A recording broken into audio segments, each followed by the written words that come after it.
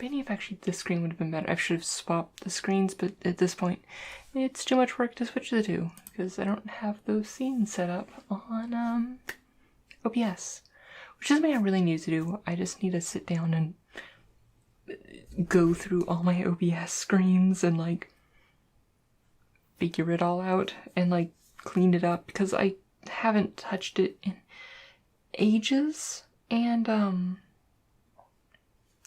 yeah, what was I saying?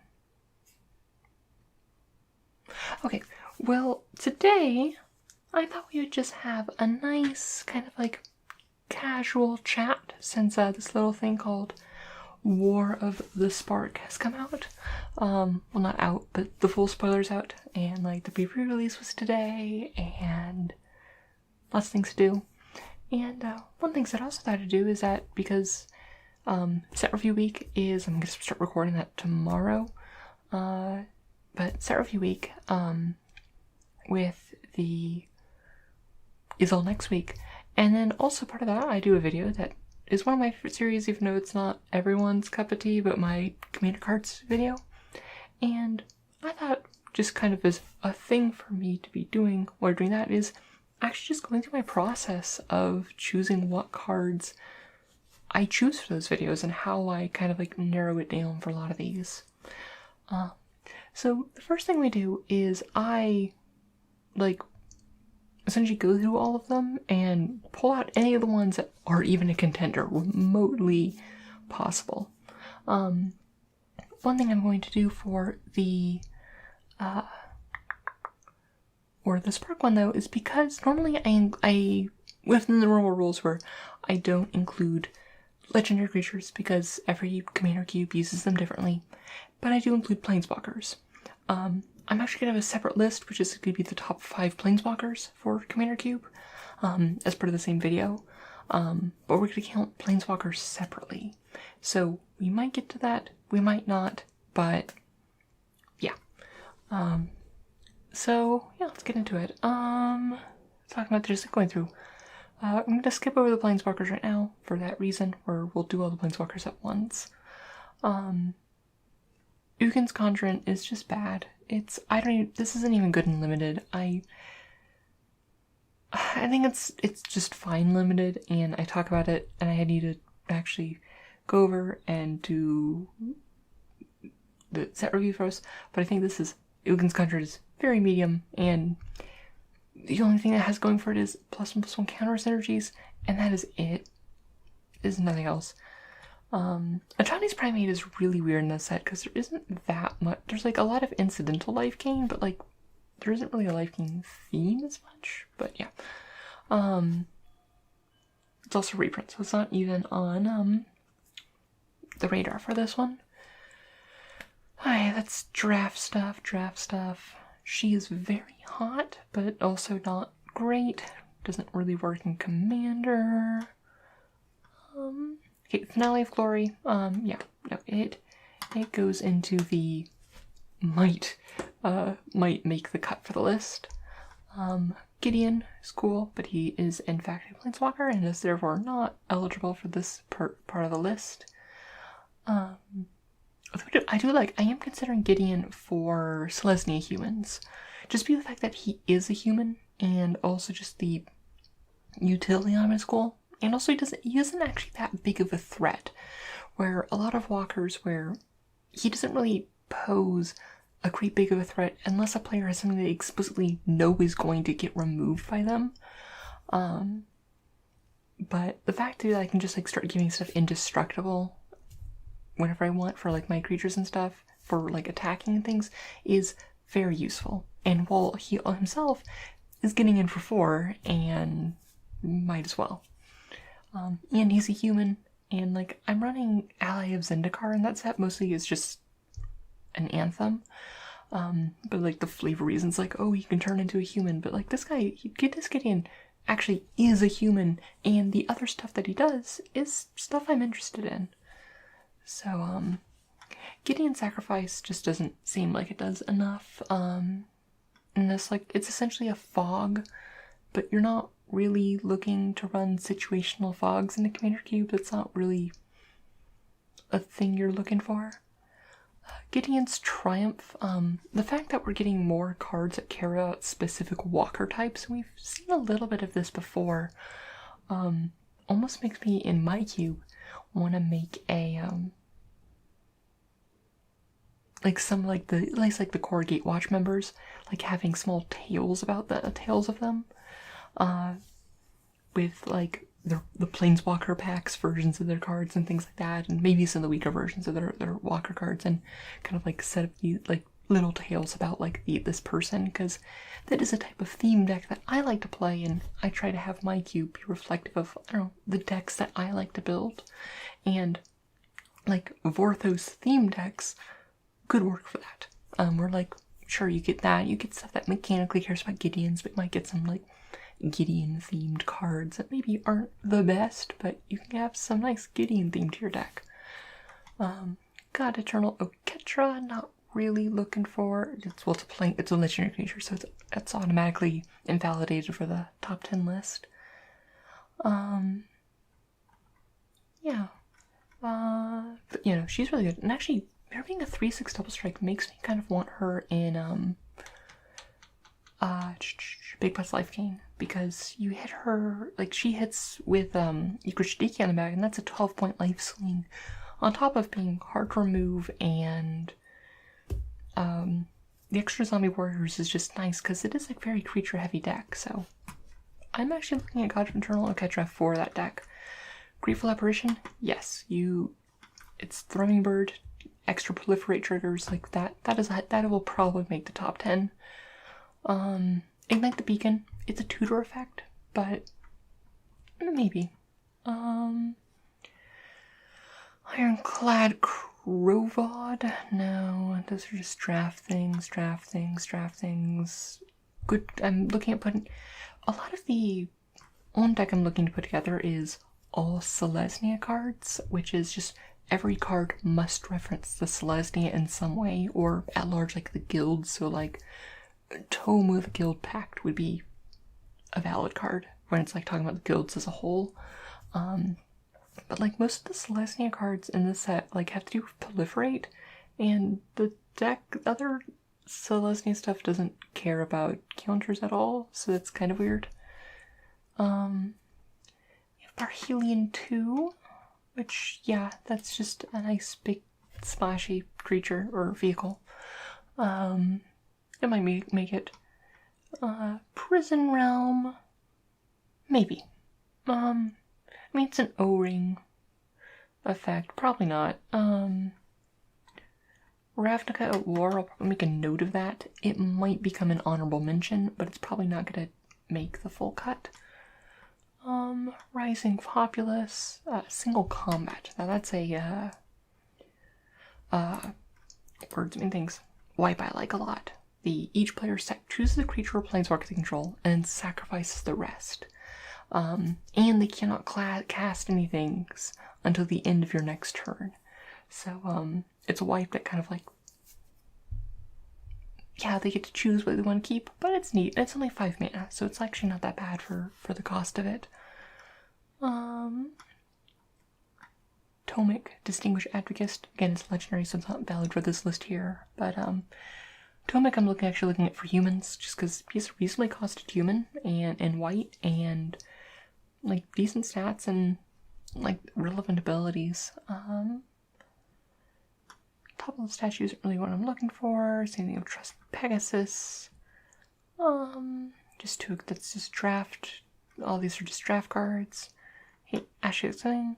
Augur of Bolus. It's in my cube, but it's also a reprint, so it isn't going in there. Even Eternal. Amass is just, I'll talk about more when I actually do like the full video, but Amass is very, very bad for Commander and also Commander Cube, and it just doesn't work at all. Like, having Amass isn't bad, but for the most part in a cube set you're not like building a huge army. It usually just means this comes with a 1/1 zombie or whatever. Bond of Insight. It's 4 mana, mill 4, but it does bring you back 2 instants or sorceries, and that is actually quite nice for a lot of decks in EDH. And it's gonna make it on there. Callous Dismissal. Oh, this card's rad and limited. Commence the in-game. I just don't like this. It's 6 mana, cannot be countered, instant, draw 2 cards and amass X, which it isn't a bad effect, but at 6 mana you're one to be spending your effects and commander want to be so much better than this at 6 mana than like ideally, like even if you get like a 10/10 out of it, it's like fine.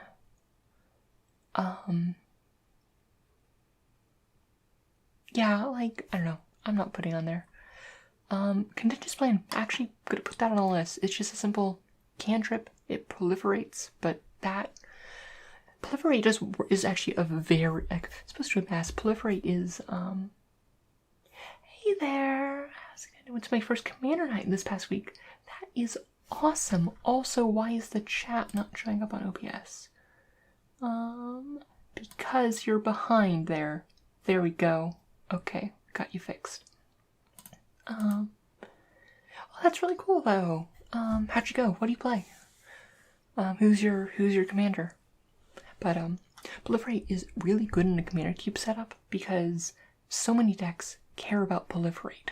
If you're running Super Friends, if you're running a commander cube where commanders are allowed to be planeswalkers, it's good there. Plus one of those counters is honestly one of the most common archetypes in like a cube, to like easiest one to put like as like a major theme in the cube. A lot of things casually care about that. There's lots of incidental cards that are good in commander that care about proliferating, so yeah. And there to do Eternal Skylord. I had so many of these like really cool zombie lords, but if they didn't say zombie tokens, it would be like, oh, that's awesome, cool. But it's the fact that it's only tokens. Like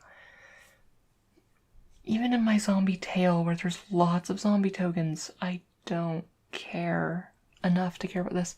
That's it. Eternal Skylord is one of the few things, like I think amass is going to be very medium in my first impressions and limited for War of the Spark.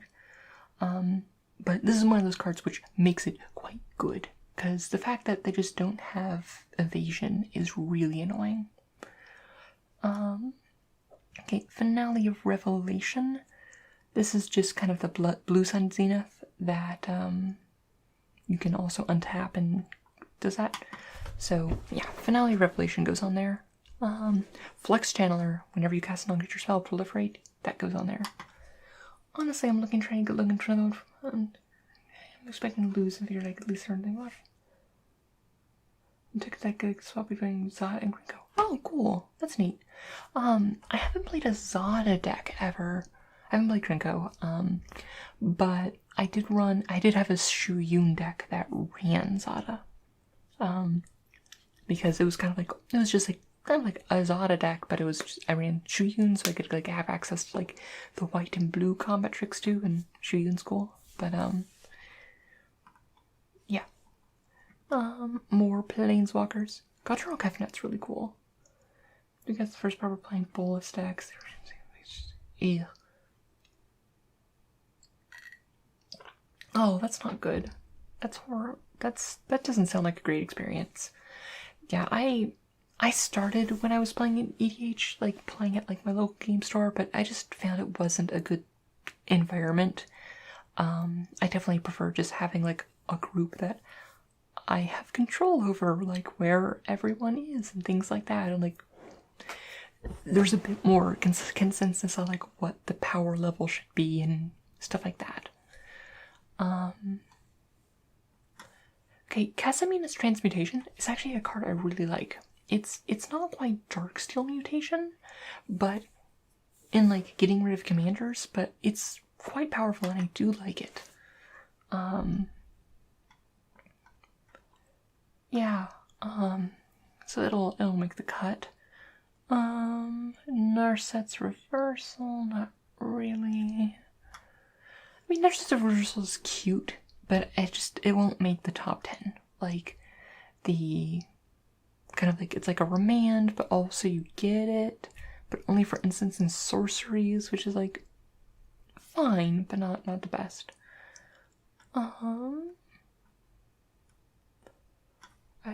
Relentless is not looking for those.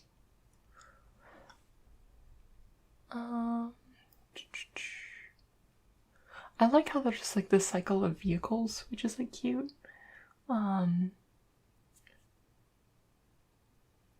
Yeah, no, the power difference thing is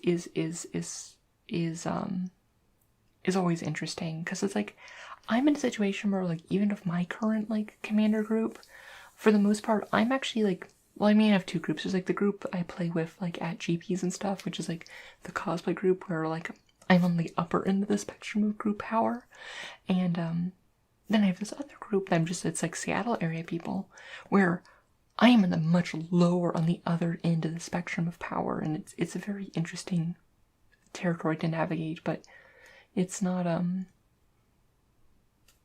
that much of a difference.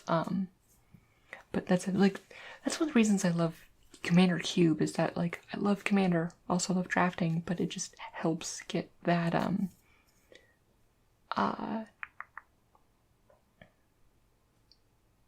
balance there, which is nice. Spark Double's neat, and it might make a honorary mention, just because it doesn't do anything new really. Like copying Planeswalkers is cute, but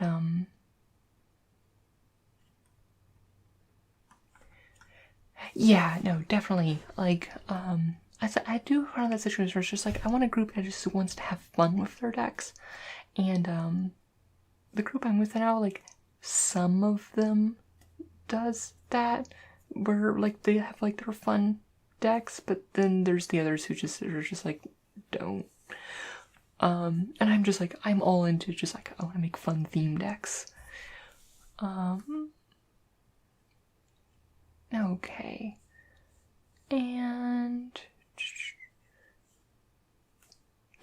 stealth mission I'm actually interested in for the Shiyun oh, no priorities at all.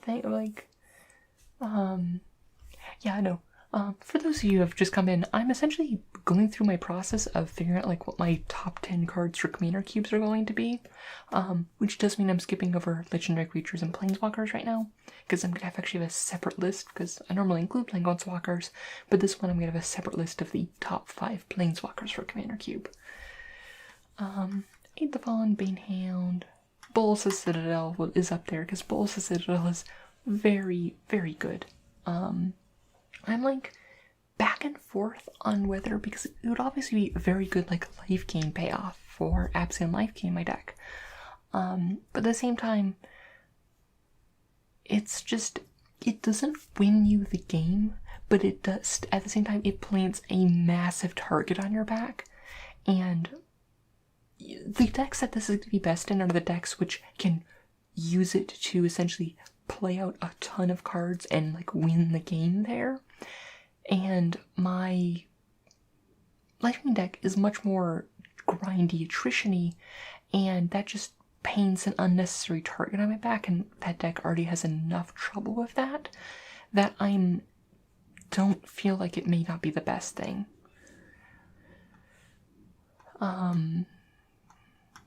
Yeah. Command the Dread Horde. Oh, that is going to that deck though, because that is one that's like, choose any number of target creatures or planeswalkers cards in graveyards. It deals damage to you equal to the total converted mana cost of them, and then put them onto the battlefield. So now that's a payoff I'm liking, because it's like I can just like pay a huge chunk of life, which the deck like has lots of things that like trigger on gaining life, but there's only so many ways to spend the life, and this is one, just like one chunk. I have a board state that it could potentially maneuver a win from, and that one makes me a lot more likely to want it for that. Deliver Onto Evil is an interesting one. Not so much because of the effect, and it's too specific. Like, playing this without Bolas is not good. In fact, it's quite bad. But Considering that, with coming out with that and like Cruel Ultimatum and a few other things, like makes me really want to put together like a bolus tail as well. Dreadhorde Invasion is kind of like interesting as like a bad Bitter Blossom, but I just think Amass is not good. Like, sure, you'll always have a creature there, which is like nice for like blocking and stuff, and I'm gonna put it in there because I think it is good in the situation of, are you using those things to sacrifice? Ooh, that's neat. Yeah, that's an interesting one because you also have all the artifact synergies and stuff there. Definitely. Dreadhorde Invasion, but just like if you're not using this for the amass mechanic, you're not using this for second line of text, you're using this as, look, give me a thing of return and I can sack it for value. Hello there. I was told to have a different alternate alliterative name. I never got around to changing it. Next week. Okay. Yes. The Elder Spell is probably gonna have an honorable mention because it's one of those ones that's destroying number of planeswalkers is very good, and I mean, to this point it's destroy target planeswalker. But it'll really depend on how many planeswalkers are in your cube, and that's what it will kind of come down to. My shirt is untucked in the back here, which is honestly surprising because it's like hard to like have an untucked shirt when you're wearing like a pinafore, but I managed it somehow. Finale of Eternity, like all these finale cards are just bonkers in EDH. But it's like, even like this set has so many legends and so many like with so many planeswalkers, and I'm not counting them. And we already have so many contenders for being in this for the top 10 cards for Commander Cube. It's Kaya. Not that this card is good in Commander Cube, but it's Kaya, and I like Kaya, and she's cool. Massacre Girl's interesting, but also not there. Price Betrayal, I just feel is way too narrow. I feel like Price Betrayal is one of those things that it's like, this could be a very good card if your meta is about it. Where it's one of those ones that's very good if like your cube has lots of planeswalkers, or your group runs a lot of planeswalkers, or a lot of counter decks, or things like that. But there's also so many situations where it is so narrow, where oftentimes it won't do anything. And I want my removal also at sorcery speed while also being super narrow, and that's just not great.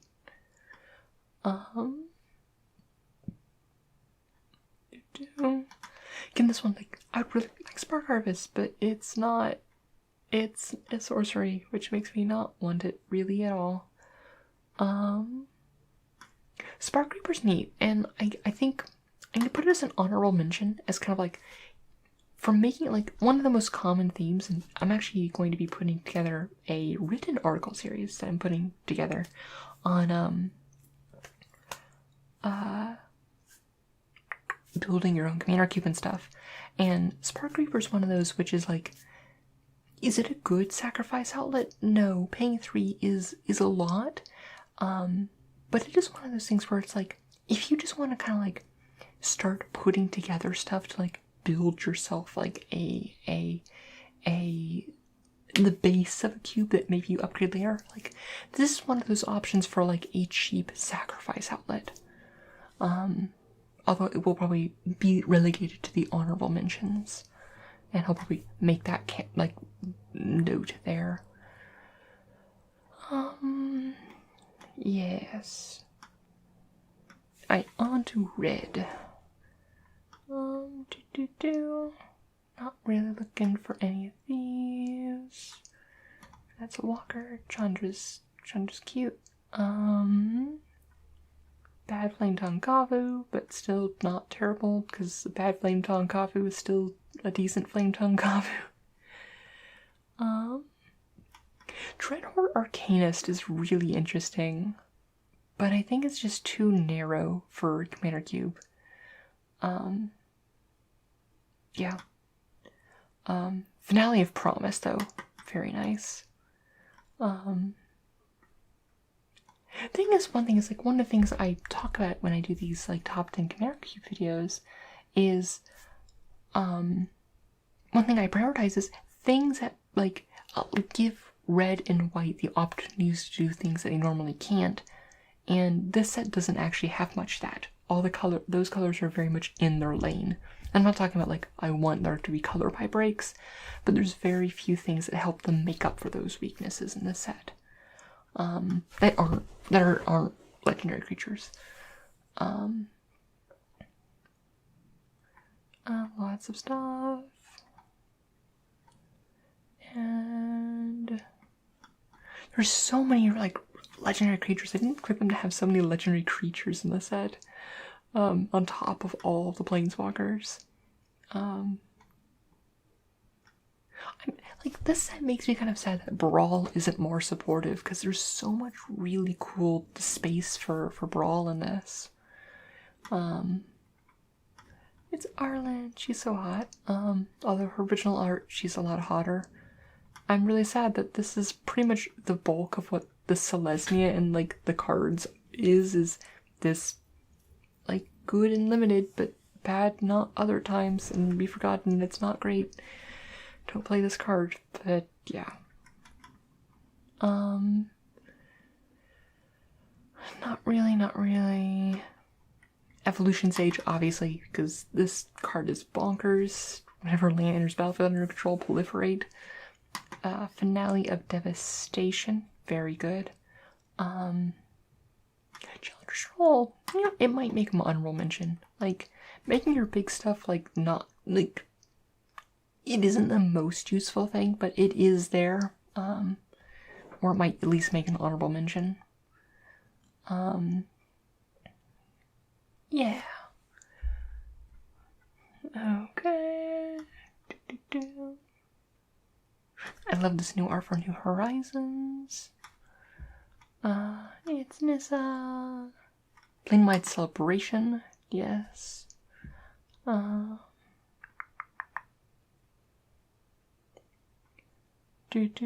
Storm the Citadel is just too expensive in Sorcery Speed. Like, it's a cool effect that you buff your team and it allows them to all neutralize.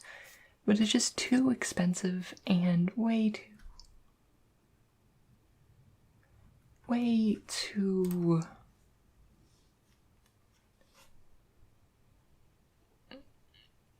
slow. Like, if this was an instant speed, I would be so much more into this.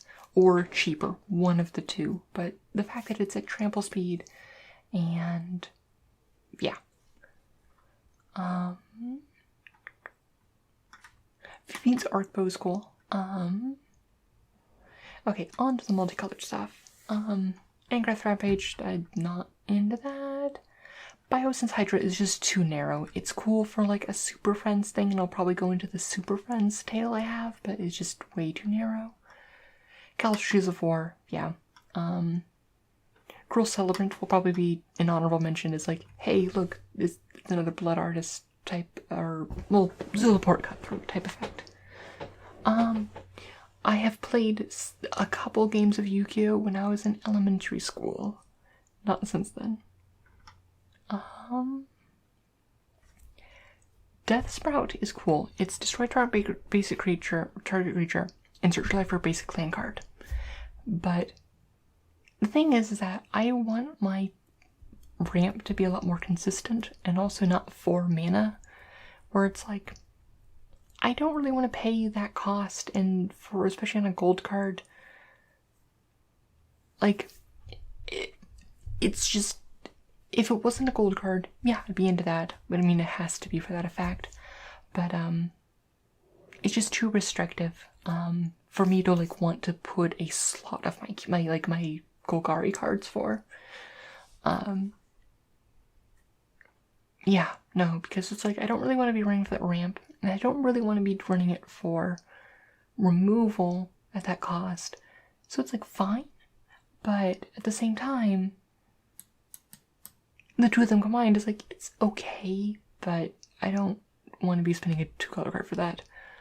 Yeah, a lot of these aren't great. Not looking for a 2-color negate. Not do. That's just too slow. Elite Guard Mage is just, it's cool for the ETB effect. That's like a theme that I, oh yeah, they sort of go like that. That'll probably make the one's top 10.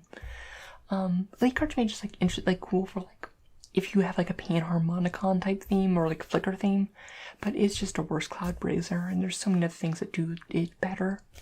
Okay, there's 2 things that do it better: Mold Drifter and Cloud Blazer, and it's fine.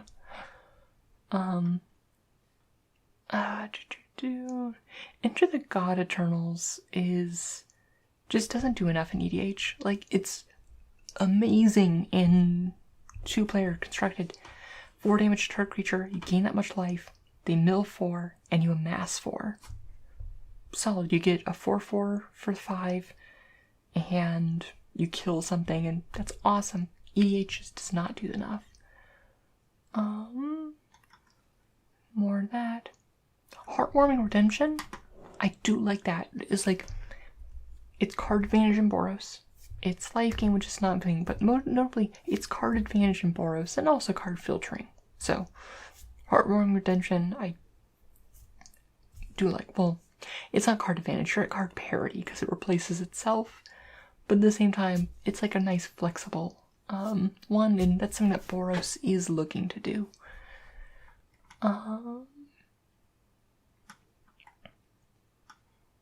I do like the combination of all these abilities, but again, I'm just not looking to, like, it's a 3-mana Mandork, which I'm not great on, but it does have Life, Death Touch, and Lifelink, and it does that, so it does a lot of different things, and Commander Cube is often combat-centric, and this disincentives these people attacking you, but at the same time, I'm just not looking to do that. Spending a 2-color slot on that. Mayhem Devil, though, is, like, that's a nice, whenever a player, and it does to do any target for sacrifice, it's just a great sacrifice payoff if you have any sort of, like, mass sacrifice theme in your deck. Just, that's a nice payoff for there. Merfolk Skydiver is cute, like, being able to just pay for Proliferate, but if you're generating, like, enough mana for that Proliferate to be relevant, you're already, there's better ways to be dumping your mana. Neoform is interesting as kind of like a tutor and stuff. Yeah, I'll go in there as kind of like a bad Eldritch Evolution. Oath of Kaya I do like, but it does require that a bit more centric of a Super Friends theme in your deck. Not deck, in your cube. Pledge of Unity, not really looking for that in a cube. I mean, sure, yeah, it has Life Gain synergies and +1/+1 counter synergies, but neither of them are really doing that point. Rouse Outburst is cute, but just too expensive. Role Reversal, there's so many cards that do this.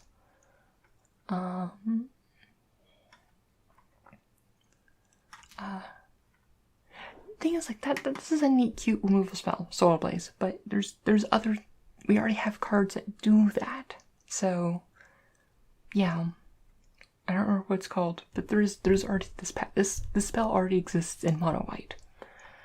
Oh, Soul Diviner, that gets in there. Lots of Planeswalkers and Legends. 10th District Legionnaire is just, it has heroic, but that isn't really what we're looking for. Time Wipe, now that's a wipe that I like. But again, most of the wipes will end up being in an honorable mention slot, most likely. Like Tyrant Scorn, not looking for. White's Brutality just requires that amass stuff, and this was like spoiled really early, and I was like hoping to see cool, more like amass cards, being like, oh, I can put together an amass tail for the cube, but there just wasn't enough amass payoffs to really make me want to. Bunch of Planeswalkers, which we're not going to talk about right now, and it doesn't look like we'll get to the point where I'm gonna figure out the top 5 planeswalkers. Okay. Okay. So, Firemind's Vessel. It's just a mana rock. That's fine. Same thing with Mana Geode. Like, they're mana rocks. They're fine. And like, if you need more ramp in your cube, you'll include them. I know I'll include them, but they're nothing exciting. Conjuro Statue is cute, is neat. Not necessarily cute, but it's a neat kind of like control piece.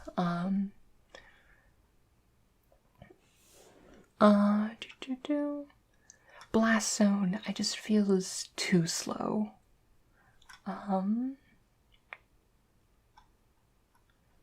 And yeah, and Card Spassion, because repeatable proliferate effects are really nice. And none of these I'm really looking into doing, except, I mean, Go Back and Format is really nice because it's another Thrumming Bird, but at the same time, I'm not really looking to play Go Back and Format. Like, I'm not gonna that's just like a strictly worse, well, not strictly worse, because it also does it on Planeswalkers, but it's just a more expensive Thrumming Bird. Yeah. Okay, so how many are we looking at to cut? And we're just gonna do them, and now that we have like an idea of how many work to do, I'm just gonna like trim this down. Grateful Operation is still up there. Ignite the Beacon. Well, Ignite the Beacon, it's too situational to the cube, and I'm gonna cut you. Brilliant 2, you're not that bad. Rafting at War, like, there's like, I'll probably, like, the other wipes we've seen are probably better. Single Combat I do like more. Bond of Insight is, it's rather mundane, but it is still solid. Contingency Plan is just not doing enough in this situation, where it's like, yes, is that a good card for a cube, and is it embarrassing to put in the cube? Not at all. But, at the same time, it's not one of like the top cards for the cube, if that makes sense. It's not like you don't open a Contingency Plan and be like, oh yeah, I'm gonna make this like cool counters deck. It's more the like, oh look, it's cool. Like, if you're like running a counters deck, or if I'm running like a Spell Singer deck, it's like, oh look, it's 2 in a spell that replaces itself.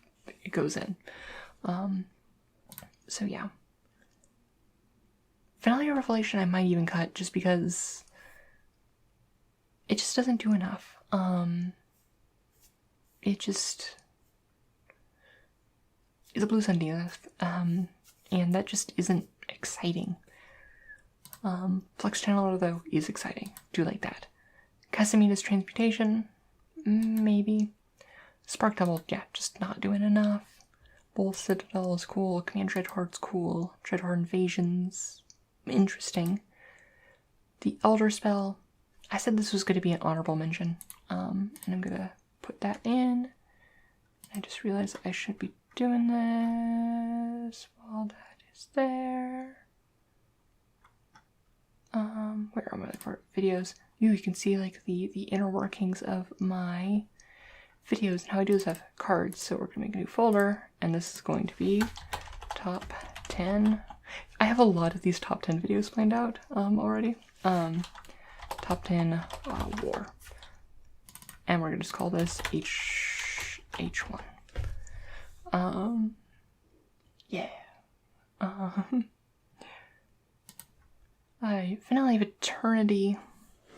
Like, even though this is just a removal spell, and it isn't that exciting. So, yeah, goodbye. Spark Reaver, yeah, I'm not gonna include that. And Finale of Promise is again fine, it just doesn't do quite enough. Evolution Sage is really cool.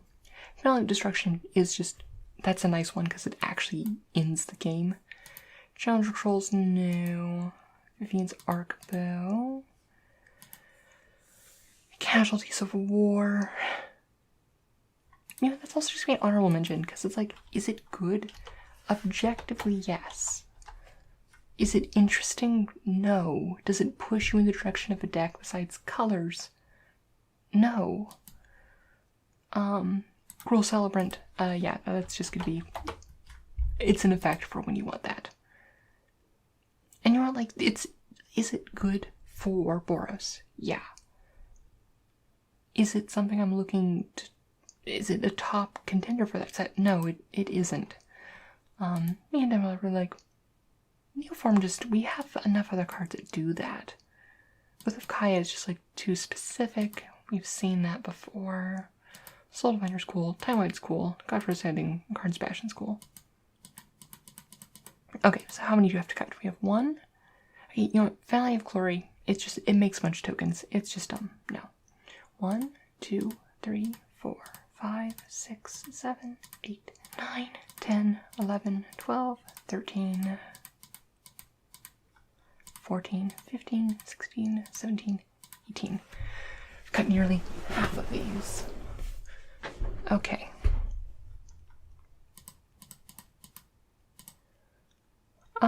Honestly, Parhelion too. It just... I'm sorry, but you just don't do quite enough. Single combat I do really like. You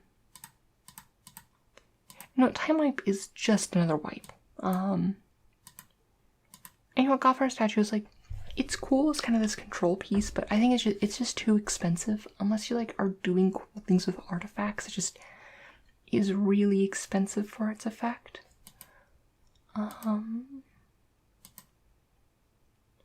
Name Devil, I do really like for that deck, and it is kind of like a signaler. Vivian Serpo is just really cool. Also really neat art. I love the art of this.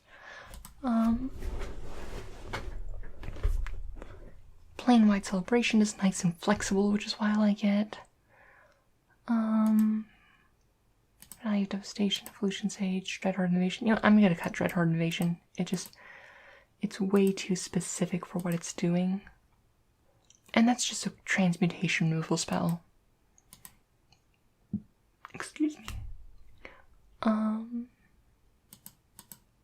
now we're at 1, 2, 3, 4, 5, 6, 7, 8, 9, 10, 11, 12, 13. Wait, 3 more. Bond of Insight, goodbye. 2 more. Does anyone have opinions on what the last 2 cuts should be?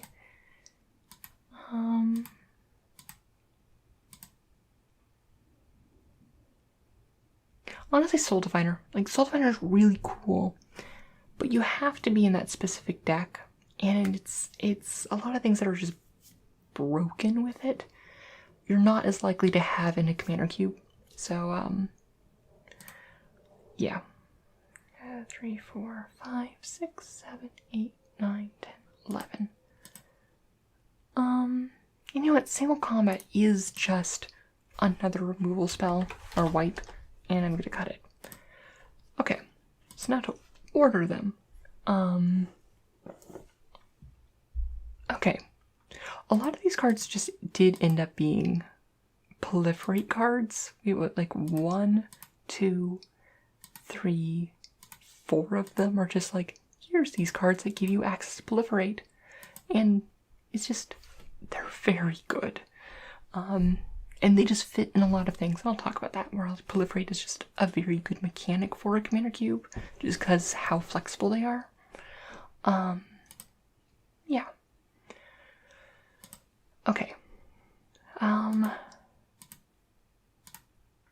know what, so I'm actually gonna I'm tempted to put Finale of Devastation in the number 1 slot for a few reasons.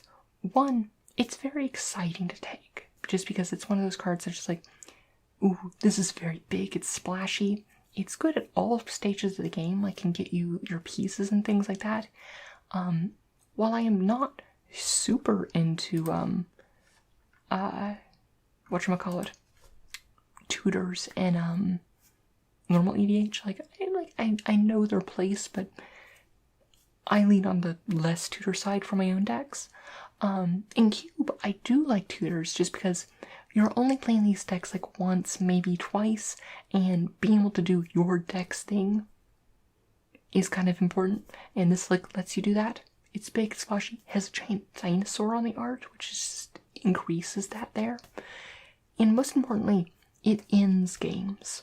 And the worst thing is, like, but it doesn't end them too fast, but it ends them, like, if you're casting this for 12, the game's gone on for long enough that, like, it's probably a good point when, like, no one's going to be sad that the game has ended, and it does end the game, and that is important. And as a designer, you need to make sure, like, not every game of your cube ends with an endless grind fest, because, yeah, that you need these finisher cards, and it's easy to forget them. Okay, with that,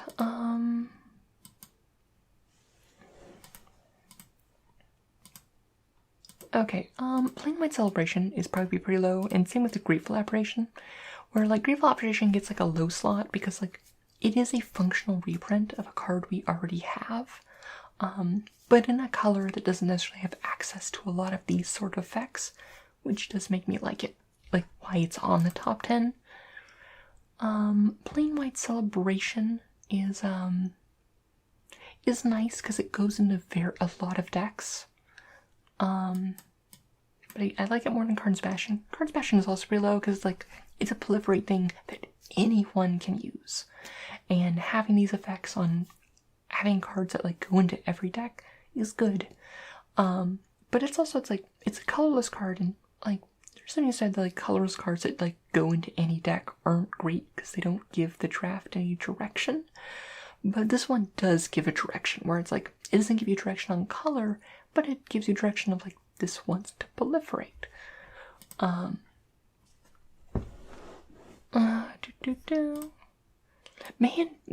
Devil is actually going to be one of the top ones. Maybe not number 2, but it's going to be up there, because it's just such a good payoff for what it's wanting to do. I do realize it's only 8 minutes until, we're supposed to switch over reading, but we might go a little bit over, but, yeah. Flux Channeler is interesting. Bolus's Citadel. Yeah, Flux Channeler is probably below that. Command the Dreadhorde is up there. I think these 3 are the top 3. Evolution Sage is also up there. Vivian's Arcbow, I like. Honestly, like, how does this, like, thing work? Because it's like, Finale of Devastation is just a good finisher. It's great. It hits a lot of points that it wants, that I explained. Man Devil is number 2 because it really defines the archetype and is a very good payoff for that sacrifice archetype, while also being, like, a very common archetype to want put together. As well as, like, because it's also a common archetype, it also kind of, like, is neat because it punishes other people playing that archetype, which is, like, a cool thing. Or just, like, randomly, people are stacking things all the time in Commander, and this gives you a lot of value. Also, it's a devil on a unicycle, which is just, like, very good. Command the Dreadhorde. It's just a very exciting card. Allows for big splashy plays and things like that. Evolution Sage, easy access to proliferate. Just power level, gives you direction on what you want to be doing with your deck. I like how this set has, like, besides Planeswalkers themselves, obviously, has, like, a lot of things that give you access to proliferate, but not many good cards that are good to proliferate that are walkers. Bolus's Citadel, again, because it's a very exciting card. It's a good, like, payoff for life gain. And also with that sacrifice effect, it is a way to end games. Flux Channeler, this one's lower because it's a bit more specific, where you have to be, like, casting lots of non-creatures and also proliferating. But at the same time, it's not, like, quite as flexible as Evolution Sage, but it still gives your deck a very clear direction.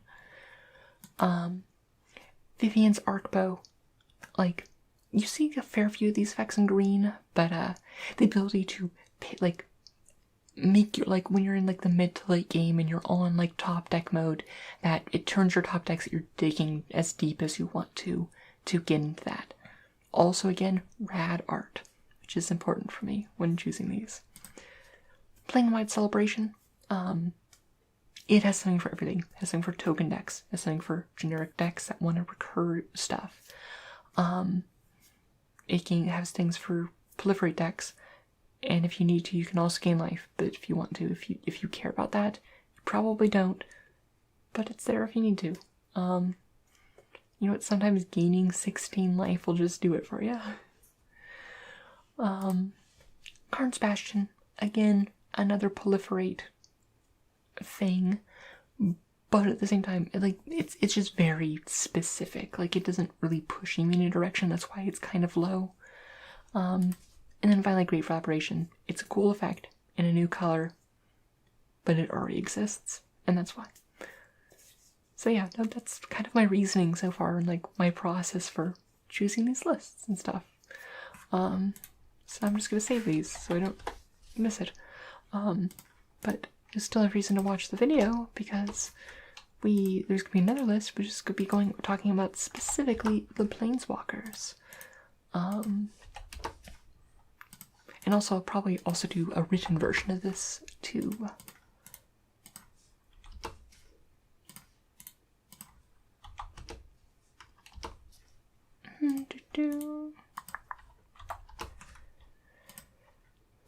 Yep, Mayhem Devil. And finally, Finale of Devastation. And with that, we are going to switch modes. Which I gotta go here, and then here. Ooh, it really turned up the saturation, so my face looks like it's on fire. Okay.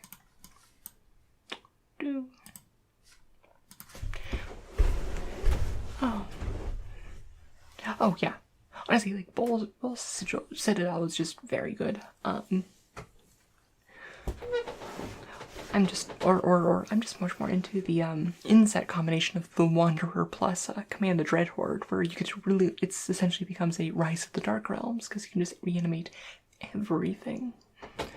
Yeah. Alrighty. Gonna start switching gears here. I'm gonna be switching to doing our reading of the Hitchhiker's Guide to the Galaxy. Yeah, no, I hope you enjoyed that first part of the stream, and kind of like my process of how I figure out those things.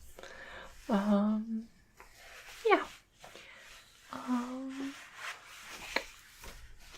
Okay.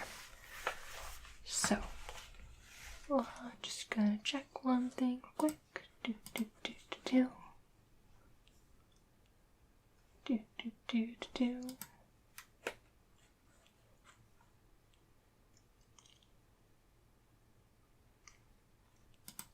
Alright. So last time, the main cast has all haven't met each other, and they have just arrived at Magrathea. Chapter 16.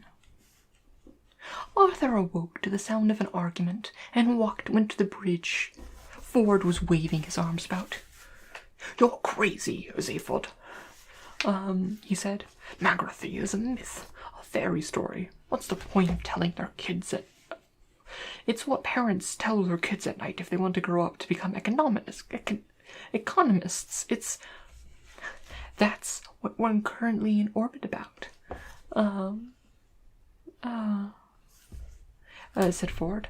"But this look, I can't help but I can't help but we might personally believe. Sorry.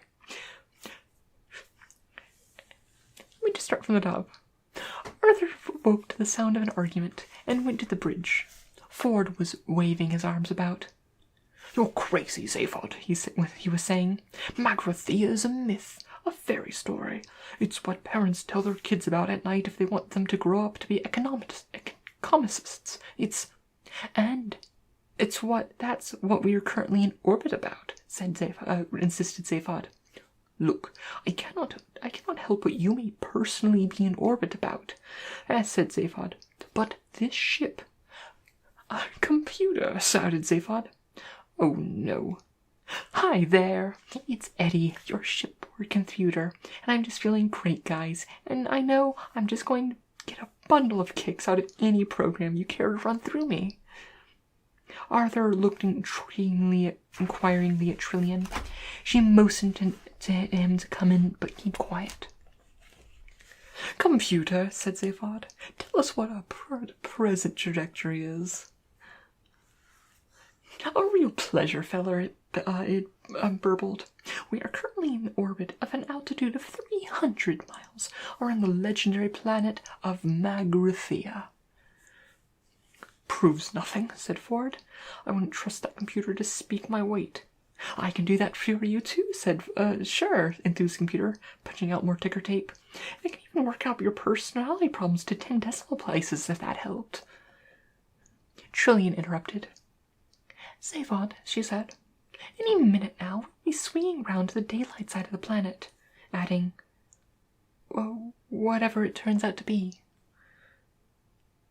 "What do you mean by that? The planet's where I predicted it would be, isn't it?" "Yes, I know the planet's there. I'm not arguing with anyone. It's just that I wouldn't know Magrathea from any other lump of cold rock. Dawn's coming up if you want it." Okay, muttered Zaphod. "Let's at least give our guys a good time. Computer." "Hi there. Why can't I just shut up and give us a view of the planet again?" A dark, featureless mass once again filled the screens, a planet rolling away beneath them. They watched for a moment in silence, but Zaphod was fidgety with excitement. "We are now traversing the light side," he said in a hushed voice. The planet rolled on. "The surface of the planet is now 300 miles beneath us." He was trying to restore a sense of occasion to what should have been a great moment. Magrathea. He was piqued by Ford's skeptical reaction. Magrathea. "In a few seconds," he continued, "we should see there." The moment carried itself. Even the most seasoned star tramp couldn't help but shiver at the spectacular drama of a sunrise seen from space. But a binary sunrise is one of those marvels of the galaxy. Out of the utter blackness stabbed a sudden point of blinding light. It crept up by slight degrees, and spread sideways into a thin crescent blade, and within 2 seconds 2 suns were visible, furnaces of light, searing the black edge of the horizon with white fire. Fierce shafts of color streaked through the thin atmosphere beneath them. "The fires of dawn," breathed Zaphod. "The twin suns of the Solaris and Ram." "Or whatever," said Ford quietly. "Solaris and Ram," insisted Zaphod. The suns blazed into the pitch of space, and a low, ghostly music floated through the bridge. Marvin was humming ironically, because he hated humans so much. As Ford gazed at the spectacle of life before them, excitement burned inside him, but only the excitement of seeing a strange new planet. It was enough for him to see it as it was. It was faintly irritated that Zaphod had to impose some ludicrous fantasy into the scene to make it work for him. All this Magrathea nonsense seemed juvenile. It isn't enough to see that a garden is beautiful without having to believe that there are fairies at the bottom of it too. All this Magrathea business seemed totally incomprehensible to Arthur. He edged up on Trillian and asked her what was going on. "I only know what Zaphod's told me," she whispered. "Apparently Magrathea is some sort of legend from way back when no one seriously believes in. Bit like Atlantis on Earth, except the legends say that Magratheans used to manufacture planets." Arthur blinked at the screens and felt like he was missing something important. Suddenly he realized it was. "Is there any tea on this spaceship?" he asked. More of the planet was unfolding beneath them as the heart of gold streaked along its orbital path. The suns now stood high in the black sky. The pyrotechnics of dawn were over, and the surface of the planet appeared bleak and foreboding in the common light of day. Great, dusty, and only promising feature and dimly contoured. It looked dead and cold as a crypt. From time to time, promising features would appear on the distant horizon. Ravines, maybe, mountains, maybe even cities. But as they approached, the lines would soften and blur into anonymity, and nothing would transpire. The planet's surface was blurred by time. by the slow movement of a thin, stagnant air that had crept across it for century upon century. Clearly, it was very old. A moment of doubt came to Ford as he watched the grey landscape move beneath them. The immensity of time worried him. He could feel it as a presence. He cleared his throat. What is even supposing it is? It is, said Zaphod. Which it isn't, continued Ford. What would you want with it anyway? There's nothing there. Not on the surface, said Zaphod. All right, supposing there's something. I'll take it you're not here for the sheer industrial archaeology of all of it. What are you after? One of Zaphod's heads looked away. The other one looked round to see what the first one was looking at, but it wasn't really looking at anything very much. Well, said Zaphod airily, it's partly the curiosity, partly a sense of adventure, but mostly I think it's for the fame and the money. Ford glanced at him sharply. He got a strong impression that Zaphod hadn't the faintest idea of why he was here at all. You know, I don't like the look of that planet at all, said Trillian shiveringly. Take no notice, said Zaphod. Half the wealth of the former galactic empire is stored on it somewhere, so it can afford to look frumpy. Bullshit, thought Ford. Even supposing this was the home of some ancient civilization now gone to dust, even supposing a number of exceedingly unlikely things, there was no way that the vast treasures of wealth were going to be stored in any form that would still have meaning now. He shrugged. I just think that it's a dead planet, he said. The suspense is killing me, said Arthur testily. Stress and nervous tension are now serious social problems in all parts of the galaxy, and it is in order that this situation should not be by any way exacerbated by the following facts that should now be revealed in advance. The planet in question is, in fact, the legendary Magrathea.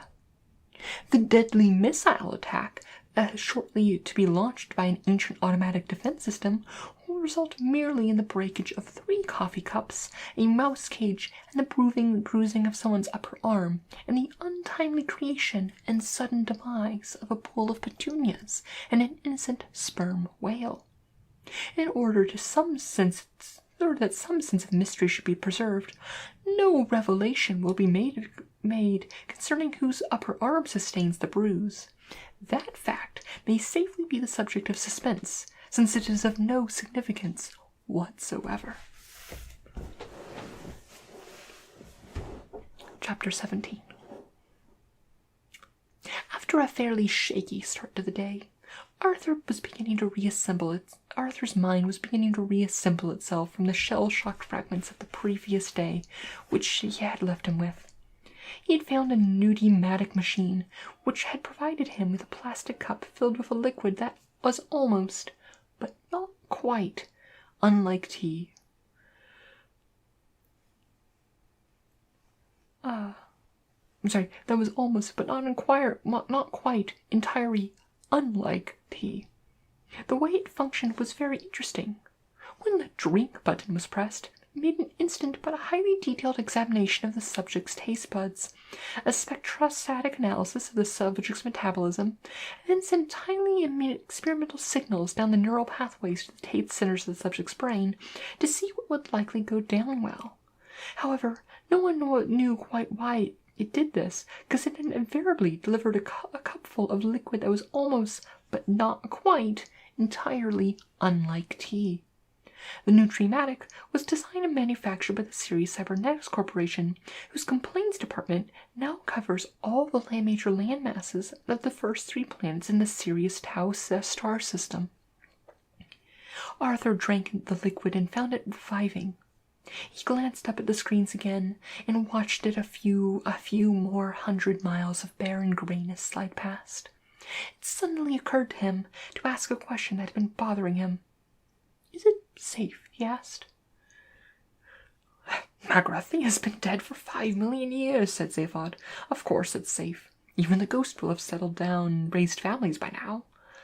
At which point a strange and inexplicable sound thrilled suddenly thrilled suddenly through the bridge. A noise of a distant fanfare, a hollow, reedy, insubstantial sound. It proceeded of a voice that was equally hollow, reedy, and insubstantial. The voice said, "Greetings to you."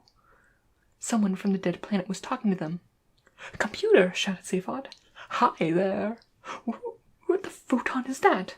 Oh, just some 5 million-year-old tape that's being broadcast to us." "What? A recording?" "Shush," said Ford. "It's coming on." The voice was old, courteous, almost charming, but was underscored with an unexplicable menace. "This is a recorded announcement," it said, "as I'm afraid we are all out at the moment. The Commercial Council of Magrathea thanks you for your esteemed visit." A voice from ancient Magrathea," shouted Zaphod. Okay, said Ford. "But regrets," continued the voice, "that the entire planet is temporarily closed for business. Thank you. You'd care to leave your name and just the planet you may be contacted. Kindly speak when you hear the tone." A short buzz followed, and then silence. "They want to get rid of us," said Trillian nervously. "What should we do?" "It's just a recording," said Zaphod. We keep going. Got that, computer?" "I got it," said the computer, and gave the ship an extra kiss of speed. They waited. After a second so, came the fanfare once again, and then the voice. "We would like to assure you that as soon as our business is resumed, announcements will be made on all fashionable magazines and color supplements, when our clients will once again be able to select from all that is best in contemporary geography." The menace in the voice took a sharper edge. "Meanwhile, we thank our clients for their interests and would ask them to leave. Now." Arthur looked round the nervous faces of his companions. "Oh, well, I suppose we should better be going then, haven't we?" he suggested. "Shh," said Zaphod. "There's absolutely nothing to be worried about." "Why is everyone so tense?" "They're just interested," shouted Zaphod. "Computer, start descent in the atmosphere and prepare for landing." This time the fanfare was quite perfectionary, and the voice was distinctly cold. "It is most gratifying," it said, "that your enthusiasm for our planet continues unabated, and we would like to assure you that the guided missiles currently converging of your ship are part of a special service we extend to all of our most enthusiastic clients, and the fully armed nuclear warheads are, of course, merely a courtesy detail. We look forward to your custom in future lives. Thank you." The voice snapped off. "Oh," said Trillian. Said Arthur. "Well," said Ford. "Look," said Zaphod, "will you get into your heads? This is just a recorded message. It's millions of years old. It doesn't apply to us. Get it?" "What?" said Trillian quietly. "About the missiles." "Missiles don't make me laugh." Ford tapped Zaphod on the shoulder and pointed to the rear screen. Clear in the distance behind them, 2 silver darts were climbing through the atmosphere towards the ship. A quick change of magnification brought them into close focus. 2 massively real rockets thundering through the sky. The suddenness of it all was shocking. "I don't think they're going to have a very good try at applying to us," said Ford. Zaphod stared at them in astonishment. "Hey, this is terrific," he said. "Someone down there is trying to kill us." "Terrific," said Arthur. "But don't you see what this means?" "Yes, we're going to die." "Yes, but apart from that." "Apart from that? It means we must be on to something." How soon can we get off of it?" Second by second, the image of the missiles on the screen grew larger. They'd swung round now on a distant homing course, so that all that could be seen of them now was the warheads, head on. As a matter of interest," said Trillian, "what are we going to do?" "Just keep it cool," said Zaphod. "Is that all?" shouted Arthur. "No, we're going to, take evasive action." said Zaphod with a sudden access panic.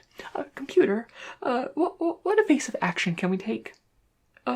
I'm afraid, none, I'm afraid, you guys, said the computer. Or something, said Zaphod. Or, he said. There seems to be something interfering, jamming my guidance system, explained the computer brightly. Impact minus 45 seconds. Please call me Eddie if it would help you relax. Zaphod tried to run in several equally decisive directions simultaneously. Right. We got manual control of the ship. Can you fly her? Said Ford pleasantly. No. Can you? No. Trillian, can you? No. Fine, says Zaphod, relaxing. We'll do it together. I can't either, said Arthur, who felt that it was time that he began to assert himself. I guess that, said Zaphod. Okay, computer, I want full manual control now. You got it, said the computer. Several large desk panels slid open and banks of control consoles sprang out of them, shoving the crew with bits of expended polystyrene packaging and balls of rolled-up cellophane. These controls had never been used before. Zaphod stared at them wildly. Okay, Ford. Full retro thrust and 10 degrees starboard, or something. Good luck, guys, chirped the computer. Impact minus 30 seconds. Ford leapt to the controls. Only a few of them made any immediate sense to him, so he pulled those.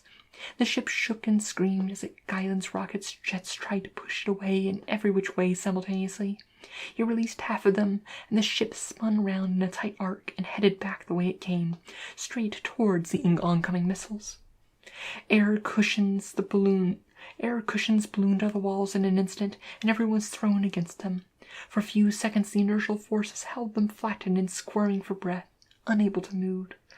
Zaphod struggled and pushed in a manic desperation, and finally managed to salvage a kick at a small lever that formed part of the guidance system. The lever snapped off. The swift ship twisted sharply and rocketed upward. The crew was hurled violently back across the cabin. Ford's copy of the Hitchhiker's Guide to the Galaxy smashed into another section of the control console, with the combined result that the guide started to explain why anyone cared to listen about the West ways of smuggling Antarian parakeet glands out of Antares. An Antarian parakeet gland stuck on a small stick is revolting but much sought after cocktail delicacy, and very large sums of money are often paid for them by very rich idiots who want to impress some very rich idiots. And suddenly the ship dropped out of the sky like a stone. It was, of course, more or less at this moment that one of the crew sustained a nasty bruise on their upper arm. This should be emphasized because, as has already been revealed, they escape otherwise completely unharmed, and the deadly nuclear missiles do not eventually hit the ship. The safety of the crew is absolutely assured. Impact minus 20 seconds, guys, said the computer. Then turn the bright engines back on, drawled Zaphod. Oh, sure thing, guys, said the computer. With a subtle roar, the engines cut back in. The ship smoothly flattened out of its dive and headed back towards the missiles again. The computer began to sing. When you walk through a storm, it whistled nasally. Hold your head up high. Zaphod screamed at it to shut up, but its voice was lost in the din of what they had quite naturally assumed was the approaching destruction. And don't be afraid of the dark, Eddie wailed. And the ship, in flattening out, had in fact flattened out upside down, and was lying on the ceiling as they were now totally impossible for any of the crew to reach the guidance systems. At the eye of the storm, crooned Eddie. The two missiles loomed massively on the screens as they thumbed towards the ship. Is a golden sky. But by an extraordinary luck chance, they found that they were not fully correct at their flight paths.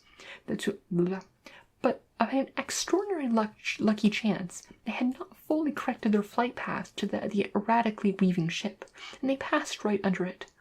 And the sweet silver song of the lark revised impact time to 15 seconds, fellas.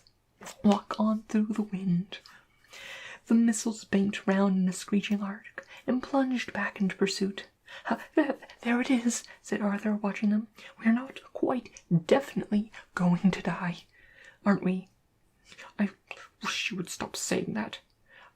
Well, we are, aren't we? Yes. Walk on through the rain, sang Eddie. A thought struck Arthur. He struggled to his feet. Why doesn't anyone turn on this improbability drive thing? He said. We could probably reach that. What are you, crazy? Said Zaphod. Without proper programming, anything could happen. Does that matter at this stage? Through your dreams be tossed and blown, sang Eddie. Arthur scrambled to one of the excitingly chunky pieces of molded contouring, where the curve of the wall met the ceiling. Walk on with hope in your heart. Does anyone know why Arthur can't turn on the improbability drive, said Trillian? And you'll never walk alone. Impact minus 5 seconds. It's been great knowing you guys. God bless. You'll never walk alone. I said, yelled Trillian. Does anyone know? The next thing that happened was a mind-mangling explosion of noise and light. And the next thing that happened after that was the heart of gold as the heart of gold continued on its way. And the next thing that happened after that was that the heart of gold continued on its way, perfectly normal, with a rather fetchingly redesigned interior. It was somewhat larger, and done out in delicate pastel shades of green and blue. In the center, a spiral staircase, leading nowhere in particular, stood in a spray of ferns and yellow flowers, and next to it a stone sundial pedestal housed the main computer terminal. Cunningly deployed lighting and mirrors created the illusion of standing in a conservatory while overlooking a wide stretch of an exquisitely manicured garden. Around the periphery of the conservatory area stood marble-topped tables on intricately beautiful wrought iron legs.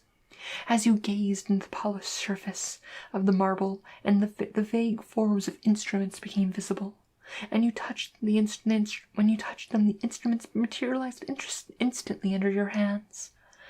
Looked from correct angles, the mirrors appeared to reflect all the required data readouts, though it was far from clear where they were reflected from.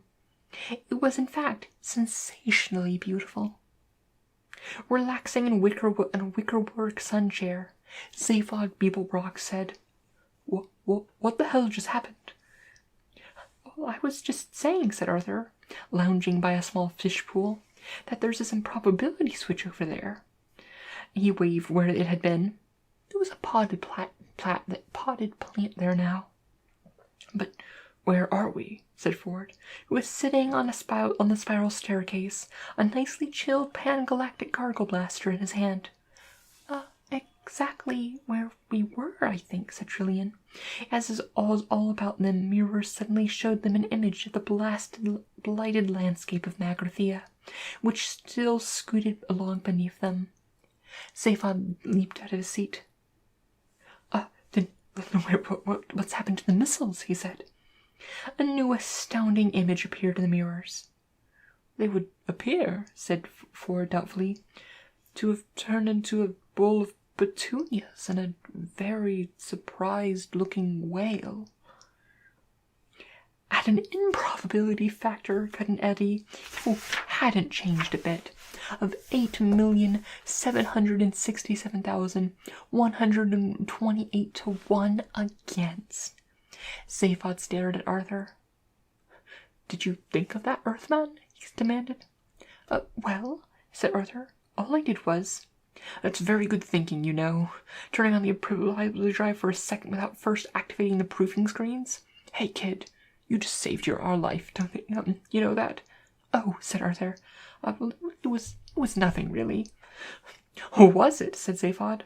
Oh, well, forget it then. Okay, computer, take us into land. But, I said forget it. Another thing that was forgotten was the fact that against all probability, a sperm whale had suddenly been called into existence several miles above the surface of an alien planet. And since this is not a naturally tenable position for a whale, this poor innocent creature had very little time to come to terms with its identity as a whale before it had to come to terms with not being a whale anymore. This is a complete record of what it thought from the moment it began its life to the moment it ended it. What's happening? It thought. Excuse me. Who am I? Hello? Why am I here? What is my purpose in life? What do I mean by who am I? Calm down. Come on, get a grip now. This is an interesting sensation. What is it? It's a sort of yawning, tingling sensation in I suppose I better fight finding names for things if I want to make any headway in what, for the sake of I shall call an argument, I shall call the world. So let's call it my stomach. Oh, good. Ooh, it's getting quite strong. And hey, what's this whoosh, whistling, roaring sound going past what I'm telling it to call my head? I can call that wind. Is that a good name? It'll do, I guess. Perhaps I can find a better name later when I found out what it's for. It must be something very important, because there certainly seems to be a hell of a lot of it. Hey, what's this thing? Let's call it a tail. Yeah, tail. I can really thrash it about really pretty good, can't I? Wow. This feels really great.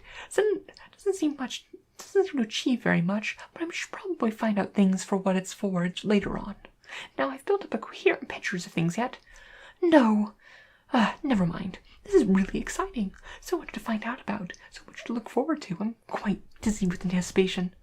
Where's the wind? Well, there really is a lot of that now, there isn't. And wow, what's this thing suddenly coming towards me very fast? Very, very fast. So big and flat and round. It needs a big, wide-sounding name, like ow, ound, round, ground. That's it. That's a good name. Ground. I wonder if it wants to be friends with me. And the rest, after a sudden wet thud, was silence.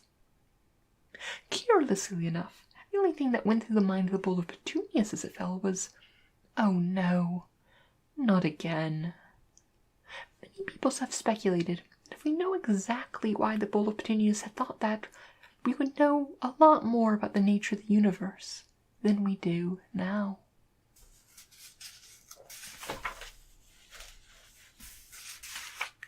And with that, I think that's a good stopping point.